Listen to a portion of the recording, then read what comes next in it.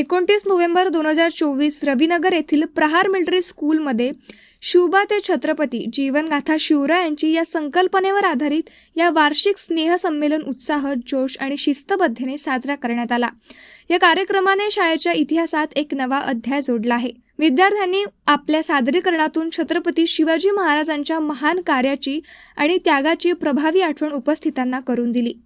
कार्यक्रमाची सुरुवात भारत माता पूजन करून तसेच छत्रपती शिवाजी महाराजांच्या प्रतिमेचे पूजन, पुष्पांजली अर्पण आणि दीप प्रज्वलनाने करण्यात आली। या कार्यक्रमासाठी आलेले प्रमुख पाहुणे एअर व्हाईस मार्शल सूर्यकांत तसेच धरमपेठ हायस्कूल इतिहास विभागाचे डॉक्टर सतीश चाफले तसेच संस्थेचे अध्यक्ष ॲडव्होकेट श्री अशोक बनसोड, संस्थेचे उपाध्यक्ष मिलिंद फडणवीस, उपाध्यक्ष श्री भालचंद्र कागभट, सचिव Shri Vijay Kagbhat, CP and Berar MBA डिपार्टमेंटचे श्री भावे सर, प्रहार मिलिटरी स्कूलच्या प्राचार्या श्रीमती वंदना कुलकर्णी, संस्थांतर्गत येणाऱ्या शाळांच्या प्राचार्या सौ रसिका काळे, श्री कृष्णा रांधाई, सौ विजया दहीकर, लीना नागरीकर व पूजा गांगुली यांच्यासह विविध शाळेचे शिक्षक उपस्थित होते। प्रमुख पाहुण्यांनी त्यांच्या स्वागत भाषणात महाराजांचा अद्वितीय नेतृत्व गुणांवर आणि त्यांच्या जीवनातील मूल्यांवर प्रकाश टाकला। त्यांनी सांगितले की शिवाजी महाराजांचा आदर्श फक्त इतिहासापुरता मर्यादित नसून आजच्या काळातही तो तितकाच महत्त्वाचा आहे। विद्यार्थ्यांनी प्रस्तुत केलेल्या कर्नल सुनील देशपांडे यांचे अनुभव असा एक प्रसंग, शिवरायांचा जन्म, शिवरायांचे बालपण, रायरेश्वर मंदिरातील प्रतिज्ञा, तोरणा किल्ला, शिवाजी महाराजांचे सरदार तानाजी मालुसरे, बाजी प्रभू देशपांडे, शाहिस्ते खानाची फजिती, प्रतापगडचा पराक्रम, अफजल खान वध, शिवाजी महाराजांची युद्धनीती आणि शिवाजी महाराजांचा राज्याभिषेक सोहळा यांच्यासारख्या नाट्यमय प्रसंगांनी तसेच बहारदार नृत्यांनी प्रेक्षकांची मने जिंकली। कलाकारांच्या वेशभूषा, अभिनय आणि संवाद फेकीमुळे इतिहास जणू प्रत्यक्ष उभा राहिला होता। नृत्य गायन सादरीकरणाने कार्यक्रमाला रंगत आणली। विशेषतः पारंपरिक मराठी पोवाड्यांनी उपस्थितांना भारावून टाकले। कार्यक्रमाच्या समारोपाला शाळेच्या संचालक मंडळांनी तसेच मुख्याध्यापिकांनी विद्यार्थ्यांच्या कलेचे आणि मेहनतीचे कौतुक केले। त्यांनी विद्यार्थ्यांना शिवाजी महाराजांचा आदर्श अंगीकारण्याचा संदेश दिला। प्रमुख पाहुण्यांनी या कला प्रदर्शनाबद्दल समाधान व्यक्त केले आणि विद्यार्थ्यांचे अभिनंदन केले। पालकांनी आणि उपस्थितांनी शाळेच्या व्यवस्थापनाचे व शिक्षकांचे अभिनंदन करत विद्यार्थ्यांच्या कौशल्याची प्रशंसा केली। कार्यक्रमाच्या शेवटी शाळेच्या आवारात उत्साहाचे आणि अभिमानाचे वातावरण पाहायला मिळाले। जीवनगाथा शिवरायांची हा स्नेहसंमेलनाचा विषय विद्यार्थ्यांच्या स्मरणात कायमच कोरला गेला। कार्यक्रमाची सांगता राष्ट्रगीताने करण्यात आली।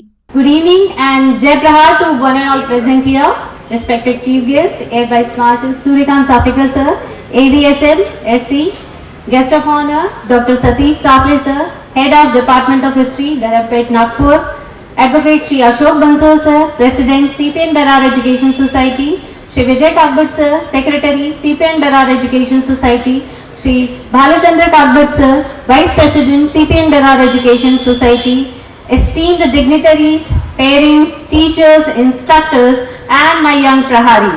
I welcome you all for the school annual function 2024 Shivba Te Chhatrapati.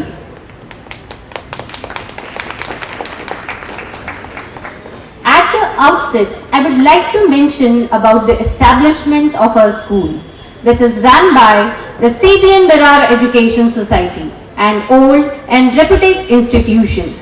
The founding fathers of the institution were Shri Babasaheb Kagbhat and Shri Annasaheb Gokhale. They had a great desire to impart military training to young children along with regular academics.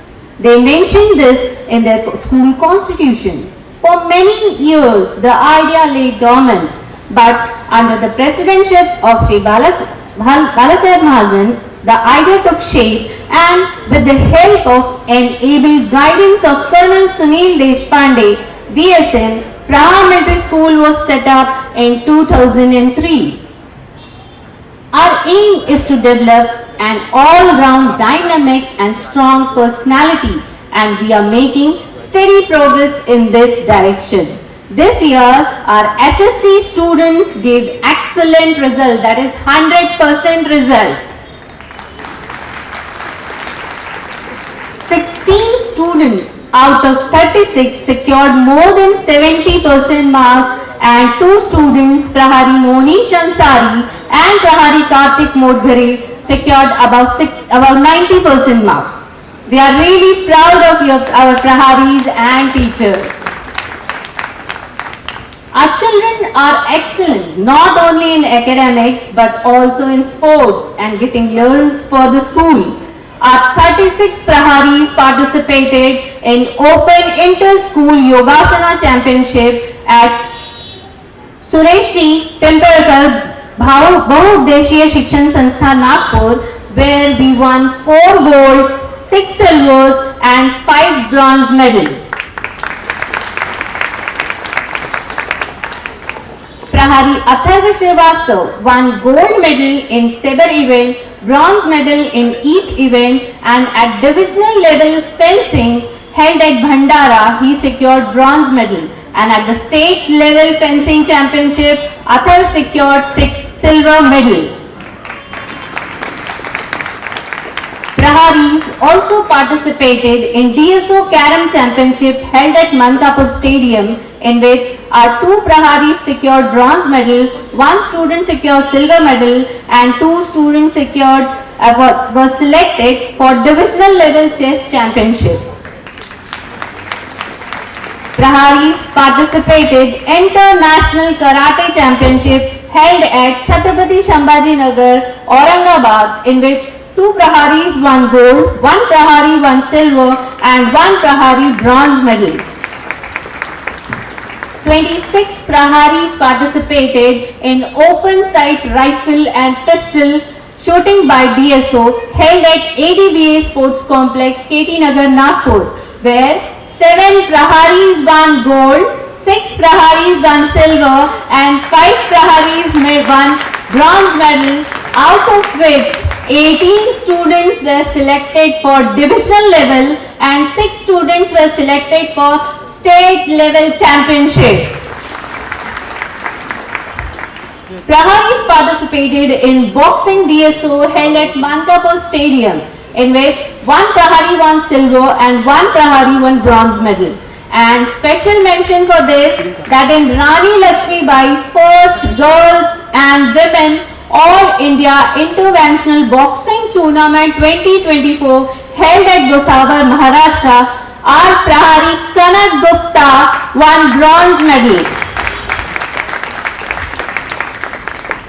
Praharis participated in wrestling competition held at Suresh Bhatt Sabhagra, Reshimba. There also our Praharis won 3 gold medals and all 3 were selected for divisional level competition. Praharis participated in Vyayam National Championship held at Jabalpur. 13 Praharis won gold medal, 6 Praharis won silver and 1 Prahari won bronze medal. Praharis again participated in the Handball Junior National Championship held at Punjab. Our girls team secured first position and boys team secured second position into it.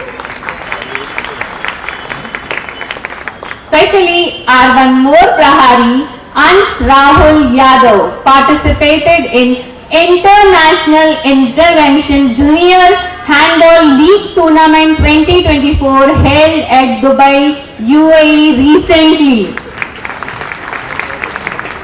And on 28th November, our 3 Praharis went for National Handball Championship, which will be held at Nanded. And it's a very proud moment for me to declare it that more than 50 students from our school were selected for divisional level and cleared that level also. So a big round of applause for those 50 above students. I'd like to take the opportunity to congratulate our coaches also. Shri Ankush Sarpe, Shri Om Prakash Sahu sir, Shri Rahul Chintalwar, Ms. Shweta Mungate, Shri Kanchan Panchbai, Shri Ravindra Chauhan, Shri Akshay Sahu and Shri Lavanshu Khadatkar, Shri Sandeep Tapre for their excellent output. Throughout the year, the school has been holding various activities. They began this year by felicitation of SSC toppers. Being a school which impart military training, important defense activities are celebrated with a great fever. And the first begin with the Kargil Vijay Divas celebrated on 26th July, commemorating the martyrs of Kargil War by having lecture by Brigadier Dilip Patwardhan sir. The next related program was Rakhi Arpan program. We have Lieutenant Colonel Chetan Anand of OTA Kampi and our children prepare Rakhis, and other 27 schools and colleges participated for sending Rakhis to the soldiers. Like this, we also hold so many different programs such as Green Day, Ashadhi Ekadashi, Guru Purnima, and investiture ceremony to instill management qualities in the children. We appoint leaders allotting different duties and responsibility to, and this ceremony program which was conducted, it was called as the oath taking ceremony. With that, Krishna Janmashtami, Tana Bola, Teachers Day celebration, Shastra Pujan and Diwali celebration. Every year, we organizes an eco-friendly Ganesh idol making competition in collaboration with Rotary Club Nagpur Elite, through which children learn the importance of preserving nature. Glad to announce that more than 20 schools and 140 students participated in this competition. Independence Day was celebrated with full patriotism and fervor. Colonel Manish Kinikar graced the occasion as chief guest. Children presented patriotic song, dances and some dressed as a national heroes, and also presentation showcased talent of all the students by karate and boxing demonstration. Last January, our drill platoon participated at Kasturchan Park in Annual Day Republic Day Parade. Our main aim in running the boarding school is to develop a dynamic personality with a soldierly mindset, and to instill patriotism and motivate children to join the armed forces. Hence, we send children to visit army establishment. This year, our Praharis of Standard 9 went to NDA Khadakwasla, Pune to learn and experience the daily routines of the soldiers. Praharis of Standard 8 went to Dwarka Padyatra, where students covered a distance of 108 km within 5 days by walking. True Praharis showcased their excellent physical, mental strength during the Padyatra. And the next Pachmani trek is organized for 7th standard students and 6th standard is going for Pench Safari. And our Praharis of Standard 5th will be going to Varud for adventure camp. Every year we are organizing Swami Vivekananda Inter-School Handball and Football Championship and drawing competition to promote new talents. Parents, let me assure you that your children are indeed developing a soldierly mindset. Praharis always stayed cool, did not get scared and faced the situation bravely. All of them always remembered the principles of Prahar, that is courage, discipline, vigilance, value of life and patriotism, and acting accordingly. Hats off to all of them. Thank you. CPN Berar आणि प्रहार military स्कूलचे अध्यक्ष, उपाध्यक्ष, secretary आणि principal आणि आत्ताच जे इतिहासकार बोलून गेले त्या सगळ्यांना आणि मुख्यत्वे म्हणजे जे पालक समोर बसले आहेत आणि इतक्या मोठ्या प्रमाणात पालक मी शाळांमध्ये कॉलेजांमध्ये पहिल्यांदाच पाहतोय, त्यामुळे तुमचेही अनेक अनेक धन्यवाद. प्रहारी सगळे आज त्यांच्या कार्यक्रमात बिझी असल्यामुळे मी आज पालकांनाशीच संवाद साधेन असं मला वाटतं.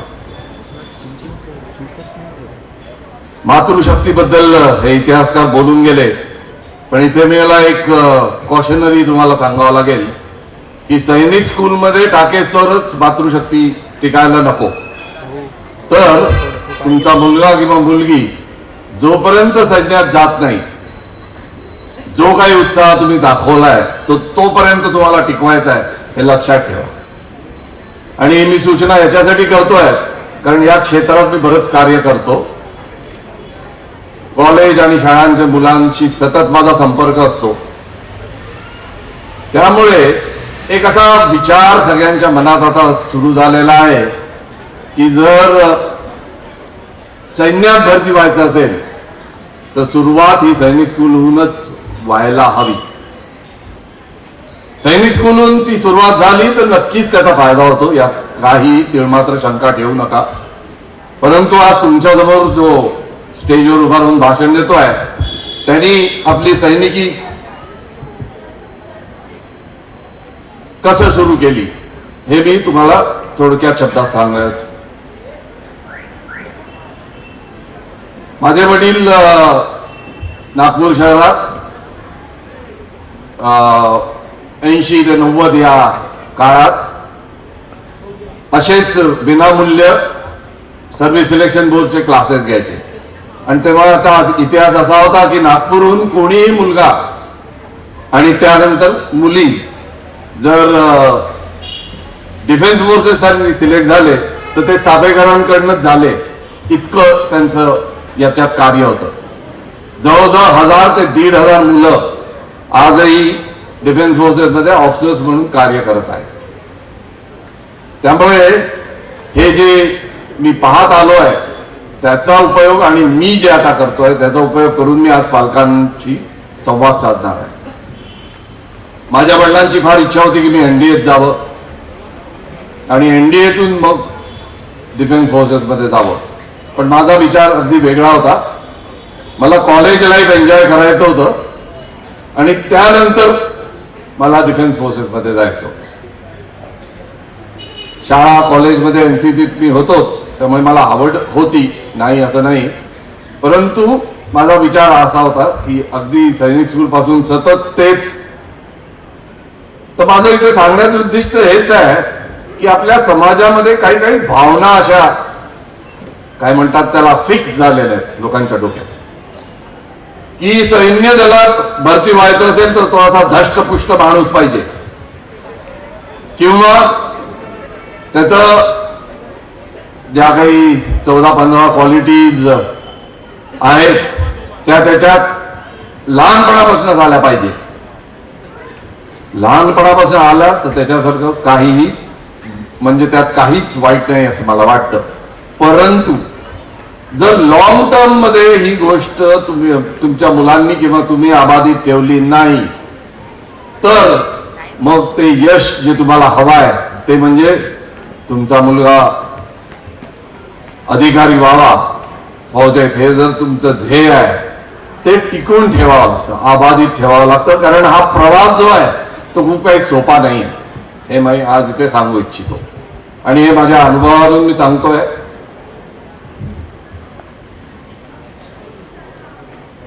मातृशक्तीबद्दल या टीकाकारांनी जे सांगितलं ते मलाही तेवढंच मान्य आहे.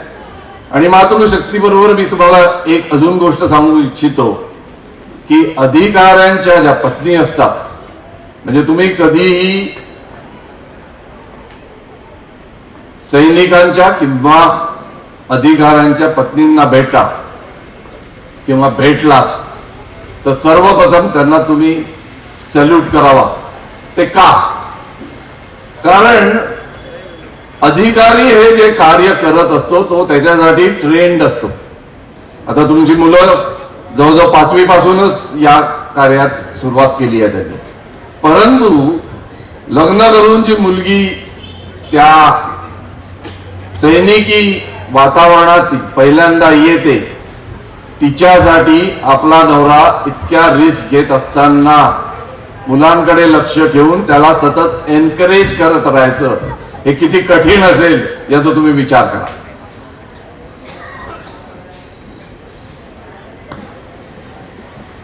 माझं उदाहरण द्यायचं झालं तर मी तुम्हाला सांगू इच्छितो की मला 2002 मध्ये माझ्या विमाना क्षतिग्रस्त झालं होतं पाकिस्तानी मिसाईल लागल्यामुळे. आणि एअरफोर्सच्या इतिहासात ते पहिलं विमान होतं की मिसाईल लागून ते परत आणण्यात आलं होतं. पण त्यानंतरच जवळजवळ 8 वर्षांनी मी तसाच एक धोकादायक म्हणता येईल परंतु देशासाठी अतिशय महत्वाचा असलेला निर्णय घेतला. ते म्हणजे जे सांगण्यात आलं, दौलत बेग ओल्डी जगातली सर्वात उंच धावपट्टी, तिथे विमान उतरवायचं. जवळजवळ 50 वर्ष ते कार्य लोक करू पाहत होते, पण ते झालं नव्हतं. त्याच्यात अनेक कारणं होती. पॉलिटिकल होतं, डिप्लोमॅटिक होतं. चीन्यांचं 62 मध्ये आपण त्यांच्याशी हारल्यावर त्यांच्या त्या हारीचं भूत जे आपल्या मानगुटीवर बसलं होतं तेही एक कारण होतं.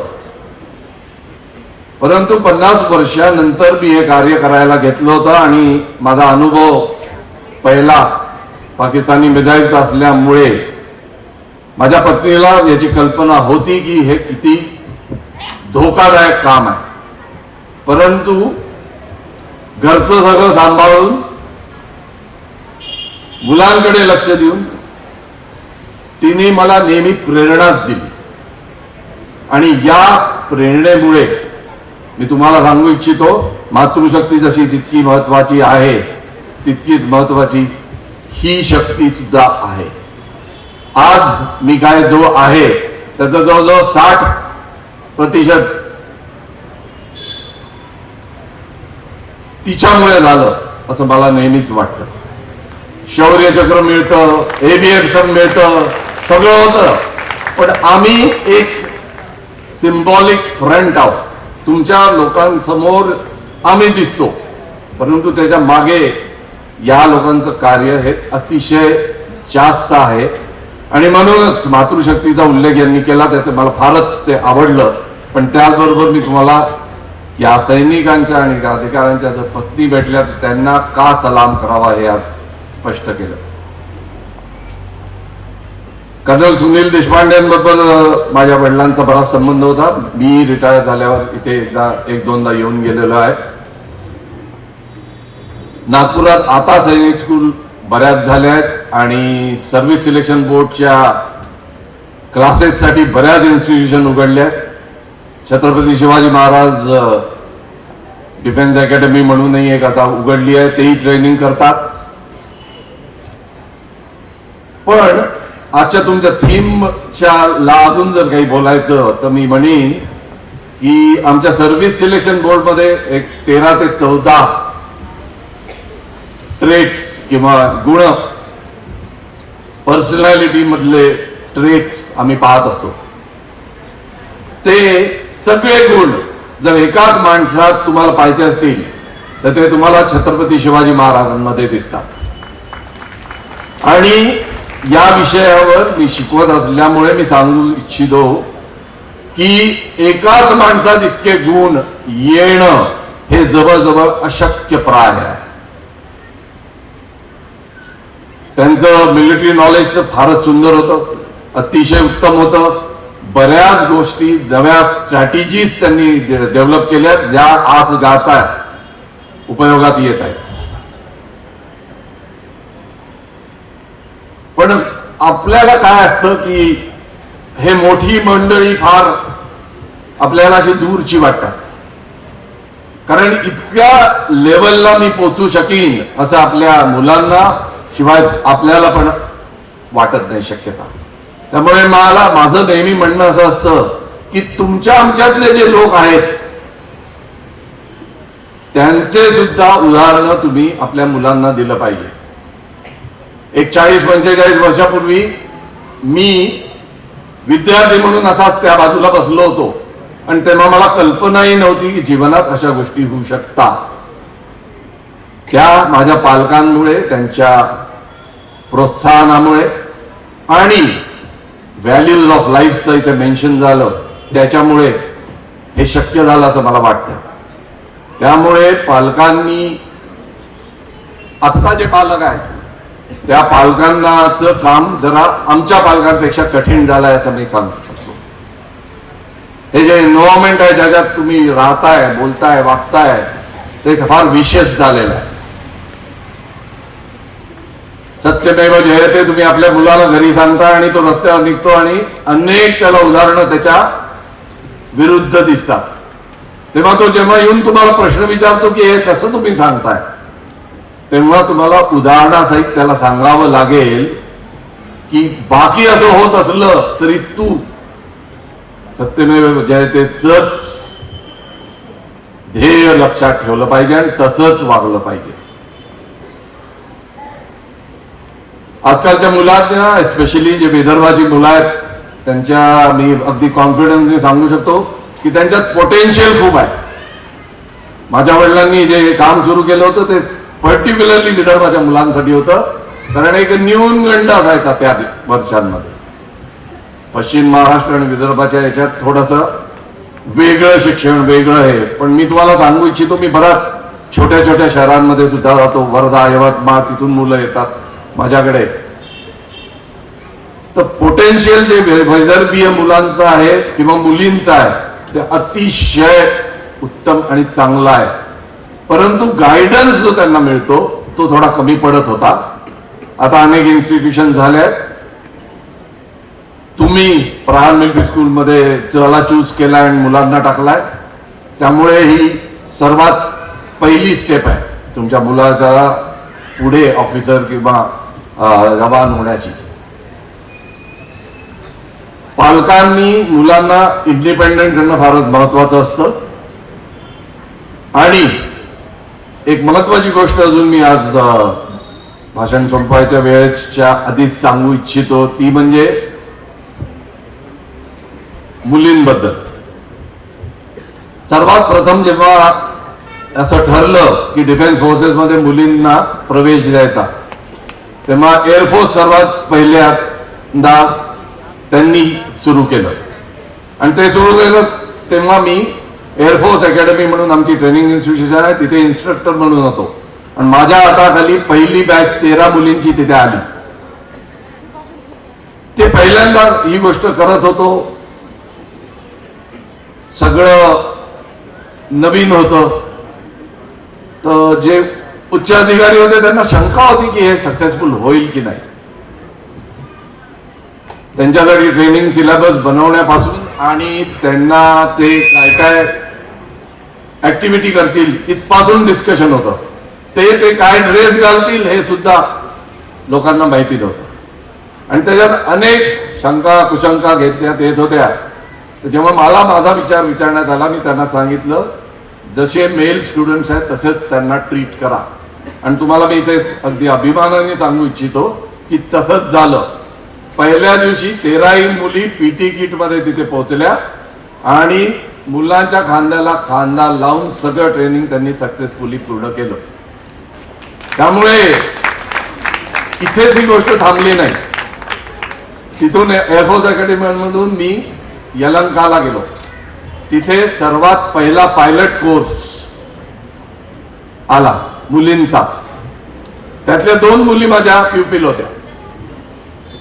आता असं साधारण लोकांचा अंदाज असतो किंवा त्यांना लोकांना असं वाटतं की टेक्निकल गोष्टी ज्या गोष्टी आहेत किंवा मॅन्युअली फिजिकली ज्या गोष्टी करायच्या त्या मुली काही नीट करत नाही.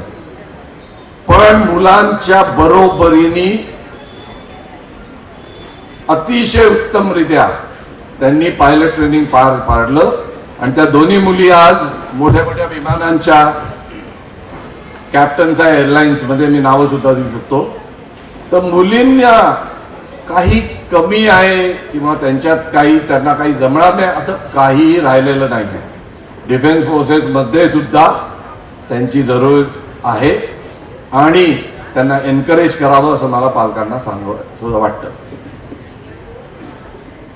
आज शिवबा ते छत्रपती हा विषय आहे, त्यामुळे शिवबांच्या प्रत्येक ट्रेट किंवा त्यांचे जे जे गुण होते त्याच्यावर नक्कीच एक एक स्टोरी बाहेर येईल. त्या स्टोरीतूनच आपण आपल्या मुलांना कसं पुढे जावं हे शिकवावं अशी माझी इच्छा आहे आणि मी तशी तुम्हाला रिक्वेस्टही करेन. मला आज इथे बोलवलं आणि बोलायची संधी दिली त्याबद्दल प्रिन्सिपल आणि प्रेसिडेंट दिपेन बेरार यांचे मी आभार मानतो. आणि हे कार्य मी मुलांची म्हणजे विदर्भातल्या मुलांचं असलेलं पोटेन्शियल बाहेर आणण्यासाठी सुरू केलेलं कार्य आहे. त्यामुळे अनेक SSBचे क्लासेस संस्था सुरू झाल्या आहेत, पण त्यांच्या फीही लाख, 1.5 लाख, 50,000 अशा आहेत, ज्या पालकांना ते परवडत नसेल त्यांनी मला नक्कीच फोन करावा. त्याचं त्या मुलींचं ट्रेनिंग पोटेन्शियल असल्यास मी नक्कीच टेक ओव्हर करीन आणि माझा सक्सेस रेट माझ्या वडिलांनी इतका नसला तरी बराच बरा आहे हे मी सांगू इच्छितो. पालकांचा इथला उत्साह पाहून मला खरोखर छान वाटतंय. मी बऱ्याच जागी जात असतो पण इतके पालक मी कधी कुठल्याही जागी पाहिले नाही. त्याचं श्रेय प्रिन्सिपल मॅडमला आणि अध्यक्षांना जातच. मी नागपुरातूनच लहानाचा मोठा झालो आहे त्यामुळे एक सांगू इच्छितो आणि अगदी मीडियाकर होतो म्हणजे एज्युकेशनमध्ये काही खूप इंटेलिजंट वगैरे असा नव्हतो. त्यामुळे मी पालकांना सांगू इच्छितो की अशी मुलं अशी इथे पोचतात. त्यामुळे please carry on and allow your children to grow. Thank you and जय हिंद. अॅन्युअल डे फंक्शनची जी थीम या ठिकाणी मी बघतो आहे ती आहे शिवबा ते छत्रपती. आणि मला खऱ्या अर्थानं जर शिवरायांचं चरित्र तुमच्या समोर मांडायचं असेल आणि मिळालेल्या वेळात ते शक्य नाही. परंतु छत्रपती शिवाजी महाराज ही देशासाठी विश्वासाठी एक अभूतपूर्व प्रेरणा होती आणि त्या प्रेरणेच्या माध्यमातूनच भारताची या देशाची राष्ट्रवादी वाटचाल आजही सुरू आहे. आणि ती प्रेरणा तुमच्या समोर सांगत असताना उत्स्फूर्तपणे मांडत असताना काही महत्वपूर्ण बिंदूंना स्पर्श करून मी माझ्या व्याख्यानाचा विराम करेल आहे. खऱ्या अर्थानं आज या ठिकाणी मोठ्या संख्येने उपस्थित असणाऱ्या मातृशक्तीला मला वंदन करावंसं वाटतं, अभिवादन करावंसं वाटतं. ते याकरता की आजपासून जेव्हा स्वराज्याच्या प्रेरणेची बीज प्रक्रिया निर्माणाची प्रक्रिया जेव्हा जिजाऊ मासाहेबांच्या मनात निर्माण झाली त्यावेळी त्यांच्या सोबत जी काही माणसं होती जी काही मंडळी होती आणि स्वतः शहाजी राजे यांना त्यावेळी तत्कालीन परिस्थिती जर आपण पाहिली आदिलशाही, निजामशाही, कुतुबशाही, बरीदशाही, इमादशाही यासारख्या जे काही यवनी साम्राज्य या भारतात या महाराष्ट्रात दक्षिण भारतात ठाण मांडून बसलं होतं त्या पार्श्वभूमीवर तत्कालीन परिस्थिती जर आपण पाहिली तर दुर्गाराम तिवारी असं म्हणतात यवन प्रबळ झाले होते वंदे या महाराष्ट्रात आक्रंदत होता धर्म पर सेवेच्या पंखात शौर्य धैर्य थिजले होते पर सत्तेच्या दारात. या पार्श्वभूमीवर तत्कालीन परिस्थितीचं वर्णन करत असताना ती परिस्थिती कशी होती याची जाणीव आपल्याला होते. आणि म्हणून मग कुठेतरी स्वराज्याच्या प्रेरणेची बीज स्वराज्य असं राज्य ज्या आपल्या मुलकातील आपल्या लोकांना आपलं वाटावं असं राज्य याची निर्मितीची बीज प्रक्रिया ही खऱ्या अर्थानं जिजाऊ मासाहेबांच्या मनात अंकुरते. आणि म्हणून मला या ठिकाणी ज्या जिजाऊ मासाहेबांच्या कार्याचा वसा घेऊन आजची मातृशक्ती चालते ते साम्य कसं आहे ते सारखेपणा कसं आहे की सांगण्याचं तात्पर्य असं आहे की शहाजी राजांना जेव्हा आदिलशाहीची राजदरबाराची चाकरी मिळाली पुणे सुपे चाकण आणि इंदापूर सोडून त्यांना दूर बेंगलोरची जहागीरदारी देण्यात आली. ऐशोआरामातलं राज्य होतं. ऐशोआरामातली सगळी गोष्ट सगळी भौतिक सुखसुविधा त्यांच्या जवळ होती. 12 वर्षाचा बालशिवबा आणि स्वतः जिजाऊ मासाहेब सोबत होत्या. एका मुलाला आपल्या लाडक्या मुलाला ऐश्वर्य संपन्न अशा वातावरणात वाढवता आलं असतं. परंतु तत्कालीन परिस्थितीमध्ये स्वराज्याच्या निर्मितीची प्रक्रिया मासाहेबांच्या मनात निर्माण झाली आणि म्हणून ते राज्य ठेवून 12 वर्षाच्या मुलाला घेऊन कुठेतरी आपल्या महाराष्ट्रात या शापित भूमीत पुणे सुपे चाकण आणि इंदापूरच्या जहागीरीवर येऊन एका स्वराज्याच्या निर्मितीची प्रक्रिया जिजाऊ मासाहेब निर्माण करतात आहे. आणि म्हणून त्यांना वंदन आहे आणि त्यासोबत या ठिकाणी बसणाऱ्या मातृशक्तीला वंदन आहे. कारण इतक्या साऱ्या शाळा असताना आणि भौतिक सुखसुविधांनी नटलेल्या शाळा असताना ऐशोआरामाच्या शाळा असताना राष्ट्रवादी निर्माणाची बीज प्रक्रिया इथल्या मातेच्या मनात निर्माण झाली आणि म्हणून तिने आपला पुत्र देशसेवेची बीजांकुरण्यासाठी प्रहार मिलिटरी स्कूल मध्ये दाखल केला. हे सगळं वैशिष्ट्य आहे ज्या ठिकाणी आपली खऱ्या अर्थानं आपली तुलना मला कुठेतरी जिजाऊ मासाहेबांसोबत करावीशी वाटते. ज्या जिजाऊ मासाहेबांचा वसा घेऊन आपण देशभक्तीची स्वराज्याची प्रेरणा घेऊन एक राष्ट्रनिष्ठ पिढी निर्माण करण्याचं काम करताय आणि तिला खऱ्या अर्थानं आकार देण्याचं काम प्रहार मिलिटरी सारखं स्कूल करताय. ही यासारखी अभिनंदनाची आणि वंदनाची गोष्ट कोणती असेल. ज्यावेळी छत्रपती शिवाजी महाराज 12 वर्षाचे असताना आपल्या मासाहेबांसोबत पुणे सुपे चाकण आणि इंदापूरच्या त्या नापीक असणाऱ्या शापित भूमीकडे आले, पुन्हा बेचिराग करून टाकलं होतं यवनांनी. या पार्श्वभूमीवर कुठेतरी स्वराज्य निर्माण करायचं होतं. माणसं नाहीये, पैसा नाहीये, मनुष्यबळ नाहीये, पण कुठेतरी ती मानसिकता आहे. त्या मानसिकतेला घेऊन माझा निर्माण करायचा आहे आणि ते शून्यातून निर्माण करायचं आहे. ही मनोभूमिका ठेवून स्वराज्याच्या निर्मितीची प्रक्रिया त्या पुण्याच्या ठिकाणाहून सुरू होती आहे.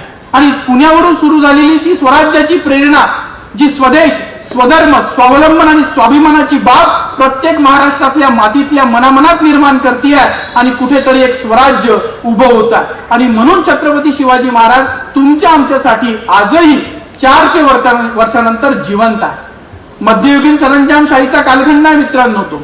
आणि या कालखंडामध्ये ज्या पद्धतीचे संस्कार भारतीय मातीवर, दक्षिण भारतातल्या महाराष्ट्रातल्या भूमीवर झाले, ते जर संस्कार आपण पाहिले ते ऐशोआरामाचे संस्कार आहेत. त्या ठिकाणी कुठेतरी जिजाऊ मासाहेबांच्या संस्कारात संस्कारित होऊन शिवबाराजे येणाऱ्या पिढीला एका नव्या पद्धतीनं महाराष्ट्र घडवतात आहे. असे फार सुंदर दाखले आहे, ज्यांचे तुमच्या समोर जर ते मी वर्णन केले तर आपल्यालाही त्यातनं अर्थबोध होईल. आपण बघतोय की खऱ्या अर्थानं वर्तमानामध्ये आपण संस्कारी पिढी निर्माण करण्यासाठी अतिशय प्रयत्नानं झटतोय. नैतिक मूल्यांची गरज आजही त्याच पद्धतीनं आपल्याला आहे, कारण संस्कारित पिढी घडवायची आहे. नॅशनल एज्युकेशन पॉलिसीच्या माध्यमातून जो अभ्यासक्रम आपल्या समोर आलाय तो सुद्धा कुठेतरी संस्कारवान पिढी निर्माण करण्यासाठी प्रयत्नरत आहे. आणि म्हणून या सगळ्यांचं स्फूर्ती केंद्र जर कुठे असेल तर ते जिजाऊ मासाहेब आणि शिवबाराजांकडून आपल्याला दिसून येत आहे. वर्तमानामध्ये अनेक वेगवेगळे बदल होतात आहे, अनेक वेगवेगळ्या घटना घडतात आहे. आणि म्हणून मग आपल्या संस्कृतीची, शिवबाराजांची आठवण आपल्याला या प्रसंगी येते. आपल्या शेजारच्या राष्ट्रामध्ये मध्यंतरी राजनैतिक सत्ता परिवर्तनाचं एक मोठी घटना घडली आणि या राजनैतिक सत्ता परिवर्तनाच्या केंद्रामध्ये तिथल्या लोकांनी आपल्या संस्कृतीचं किती विविध प्रदर्शन त्या ठिकाणी दाखवलं. यासाठी आपण त्याचे प्रत्यक्षदर्शी साक्षीदार असू. टीव्हीवर आपण ज्यावेळेस ते प्रसंग पाहिले तर कुठेतरी वस्त्रांची विटंबना केल्यासारखं आपल्याला दिसून आलं. म्हणून कुठेतरी वाटतं की सामान्यपणे विश्वांमध्ये, शेजारी राष्ट्रांमध्ये असं अनुकरणीय, वाईट प्रथा परंपरेने नटलेलं असं कुठेतरी विभिन्न वातावरणाचं जेव्हा प्रदर्शन मांडलं जातं त्यावेळी कुठेतरी छत्रपती शिवाजी महाराजांचे संस्कार आपल्या समोर येतात. आपली संस्कृती ही मातेला जपणारी संस्कृती आहे, स्त्रियांचा आदर करणारी संस्कृती आहे, प्रत्येक स्त्रीला माते समान वागवणारी संस्कृती आहे. आणि म्हणून महाराजांच्या चरित्रातला दाखला जर मला द्यावाचा असेल वाटतो आणि जर का तो द्यावाचा वाटत असेल तर त्यासाठी फार सुंदर उदाहरण मला सांगावंसं वाटतं. महाराजांनी ज्यावेळी साम्राज्य विस्ताराच्या निर्मितीची प्रक्रिया सुरू केली आणि त्यावेळी एकूण एक किल्ले जिंकण्याचा एक मनसुबा महाराजांनी आखला आणि कल्याणचा किल्ला महाराजांच्या हाती लागला. कल्याणच्या किल्ल्याला आबाजी सोंदेवानी जिंकलं आणि कल्याणच्या या किल्ल्यासोबत मुल्लाजी अहमद आणि त्याच्या परिवाराला कैद करून महाराजांसमोर पेश करण्यात आलं. आपली संस्कृती कशी आहे, शिवबाचे संस्कार कसे आहे, या उदाहरणातून आपल्याला दिसून येईल. ही संस्कृती अशी आहे की ज्यावेळी नजराना म्हणून त्या परिवाराला समोर दाखल करण्यात आलं त्यावेळेस महाराजांसमोर त्या मुल्लाजी अहमदांची एक सुंदर अशी महिला सून सुद्धा होती. आणि वाटलं या ठिकाणी आबाजी सोंदेवाला की महाराज कुठेतरी खुश होऊन मला कुठेतरी बक्षीस देतील, पुरस्कार देतील.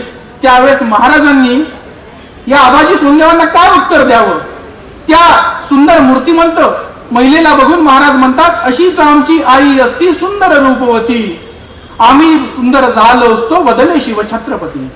आपली संस्कृती ही साडी चोळीची संस्कृती आहे. आपली संस्कृती स्त्रियांचा आदर करणारी संस्कृती आहे. आपली संस्कृती मातांचा आदर करणारी संस्कृती आहे. आणि म्हणून या उदाहरणावरून कुठेतरी आपल्याला असं वाटतं की शेजारी राष्ट्रांमध्ये जेव्हा विभत्स प्रकरणं अशी सुरू होतात आणि दिसतात त्या ठिकाणी छत्रपती शिवाजी महाराज आजही वर्तमानामध्ये आम्हाला जी प्रेरणा देतात, आम्हाला जे संस्कार देतात, म्हणून आपल्यासाठी ते महत्वपूर्ण आहे. आणि म्हणून कुठेतरी यवनी साम्राज्याची पाळमुळं हलवून टाकत एक संस्कारवान, सामर्थ्यवान पिढी निर्माण करत एक किल्ला जिंकत आणि म्हणून भौगोलिक प्रदेशाची जी काही सीमा आहे आणि जर यवनांना आपल्याला जर थांबवायचं असेल तर कुठेतरी किल्ल्यांच्या म्हणजे सह्याद्रीच्या डोंगर रांगांना, त्या डोंगर माथांना साक्षी ठेवून महाराजांनी हे स्वराज्य निर्माण केलं आहे. आणि या ठिकाणी ज्या ज्या तलवारी स्वराज्याच्या विरोधात उठल्या त्या ठिकाणी त्या महाराजांनी छाटलेल्या आपल्याला दिसून येतात आहे. कुठेतरी स्त्रियांचा आदर झाला पाहिजे, अनादर होऊ नये म्हणून रांजाच्या पाटलाचे दोन्ही हात कापण्याची शिक्षा महाराजांनी तत्कालीन कालखंडात दिलेली आहे. एकीकडे आपण दिल्लीसारखं निर्भया प्रकरण पाहतो, दुसरीकडे छत्रपती शिवाजी महाराज आपल्याला आठवतात की एकीकडे संस्कारक्षम राज्य निर्माण करण्यासाठी असणारा शिवबा राजा, तो आजही प्रशासनिक व्यवस्था किती प्रासंगिक आहे याची प्रचिती आपल्याला दिसून येते आहे. महाराजांच्या आयुष्यातले बरेच दाखले आपल्याला दिसून येत आहे की महाराजांकडे अशी काही शक्ती होती, असं काही सामर्थ्य होतं, ज्या सामर्थ्याच्या बळावर त्यांनी स्वराज्य हे साम्राज्यात रूपांतरित केलं. माणसं जोडण्याची कला महाराजांकडे होती. जी माणसं ज्या गुणांनी युक्त आहेत त्या गुणांची पारख करून महाराजांनी माणसं जोडली आहे. सिद्धी-जोहरचं जेव्हा पन्हाळ्यावर आक्रमण झालं आणि पन्हाळ्याच्या वेढ्यातून महाराजांना निसटावं असं वाटलं, त्यावेळेस त्याला गुंगारा देऊन निघावं कसं, त्यावेळेस अतिशय मोठा बिकट प्रसंग महाराजांसमोर उभा झाला आणि या प्रसंगातून वाट काढण्याचं काम महाराजांसारख्या उपयुक्त दिसणाऱ्या शिवा काशिदांनी ते शिवधनुष्य पेलला. सिद्धी-जोहरच्या कुठेतरी भेटीला महाराजांच्या रूपात तो जातोय, त्याला माहित आहे मृत्यू अटळ आहे, तरी सुद्धा स्वराज्यासाठी जीव देणारी, बलिदान देणारी माणसं महाराजांनी ओळखली आहे, ती जोडली आहे. आणि म्हणून माणसांचं सोशल इंजिनिअरिंग करून सर्व जाती धर्मातल्या लोकांना एका पंथात घेऊन, एका पंखाखाली घेऊन, एका ध्वजाखाली घेऊन छत्रपती शिवाजी महाराजांनी एक मोठं स्वराज्य निर्माण केलेलं आपल्याला दिसून येत आहे. आपल्याला वेळ कमी पडेल परंतु सांगतोय, काही एक दोन उदाहरणं देऊन मला थांबावंसं वाटेल की महाराजांकडे काही टेक्निक्स होती. स्वराज्याची अभेद्य किल्ले रचना एवढी मजबूत होती की महाराजांकडे वेगवेगळ्या माध्यमातून माणसं जोडण्याची, किल्ले निर्माण करण्याच्या टेक्निक सुद्धा होत्या. आपल्याला एक उदाहरण मला सांगावंसं वाटेल, मुंबईला जर आपण गेलात तर समुद्राच्या किनाऱ्यावर आपल्याला खूप सारे ट्रायपॉड्स पडलेले दिसतात.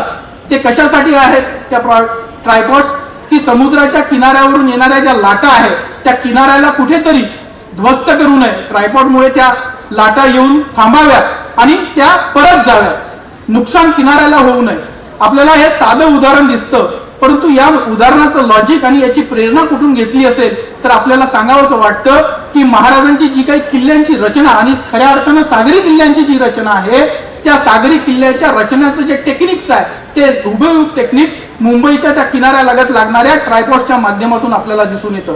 महाराजांची जी किल्ले आहेत, विशेष करून सिंधुदुर्ग हा जो सागरी किल्ला आहे, या सागरी किल्ल्याच्या भोवताली आपण जर कधी गेलात तर तुम्हाला असे कितीतरी ट्रायपॉड्स पडलेले दिसेल आहे. ही प्रेरणा, हे टेक्निक्स कुठेतरी आजही वर्तमानामध्ये छत्रपती शिवाजी महाराजांच्या रूपात आज आपल्या समोर आहे. आणि म्हणून ती अशी एक संस्कारक्षम पिढी या प्रहार मिलिटरी स्कूलच्या माध्यमातून प्रत्येक माता, प्रत्येक आपल्या घरात, मला असं वाटतं की मी नेहमी या अनुषंगानं वारंवार अनेक ठिकाणी माझी भाषणं, व्याख्यानं होत असतात आणि मी म्हणत असतो की शिवबा व्हावा हा शेजारच्या घरात हे प्रत्येक मातेला वाटतं, प्रत्येक नागरिकांना वाटतं, पण मला आपल्या सगळ्यांना वंदन करावं असं वाटतं. का? कारण तुम्ही शिवबा घरी जन्माला घातलाय प्रहार मिलिटरी स्कूलच्या माध्यमातून. तुमच्या घरातला बाळ या माध्यमातून खऱ्या अर्थाने शिवबा आहे आणि ते उद्या देशाच्या संरक्षणासाठी सज्ज होणार आहे आणि एक मोठं भव्य दिव्य संस्कारक्षम पिढीचं निर्माण करता प्रहार मिलिटरी स्कूलच्या माध्यमातून होत आहे आणि त्याचे प्रत्यक्षदर्शी साक्षीदार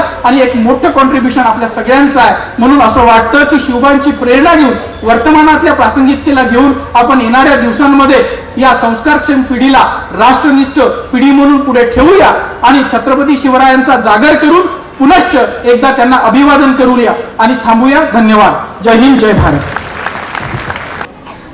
आपण आज या स्टेजवर अतिशय सुंदर असे दोन भाषण ऐकलेत. एक मातृशक्तीबद्दल, दुसरं शिवबाबद्दल आणि तिसरं आपल्या मुलांना मोटिवेट करण्याबद्दल. श्री चाफेकर सरांनी जे आपल्याला भाषण दिले ते अतिशय उत्कृष्ट आणि चांगल्या दर्जाचे होते असं मी मान्य करतो.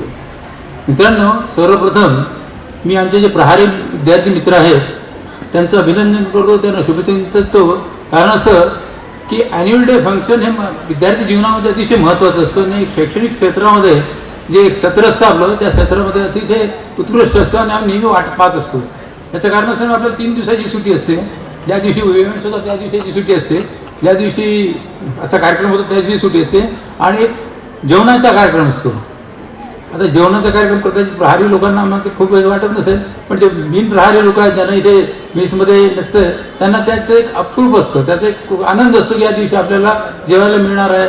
एक सगळेजण तिथेच असतात, प्रत्येकजण तिथे काम करत असतो आणि जे व्हॉलेंटियर्स जे असतात त्यांना एक विशेष आनंद असतो की आपल्याला व्हॉलेंटियरचं एक पथक मिळालं बुवा, आपण हे सगळं ते सांभाळतो. तेव्हा मी त्या सगळ्यांचं अभिनंदन करेन, त्यांना शुभकामनाही देईल.